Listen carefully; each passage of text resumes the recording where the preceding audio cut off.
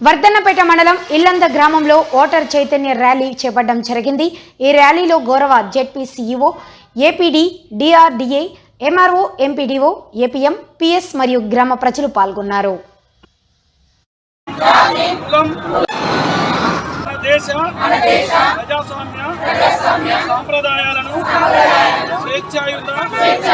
నిష్పక్షపాత ప్రశాంత ఎన్నికల ప్రభావాన్ని నిలబెడతామని మతం, జాతి, కులం, వర్గం, భాష లేదా ఎటువంటి ఒత్తిడులకు ప్రభావితం కాకుండా ప్రతి ఎన్నికలో నిర్భయంగా ఓటు చేస్తామని ఇందు మూలంగా ప్రతిజ్ఞ చేస్తున్నాం।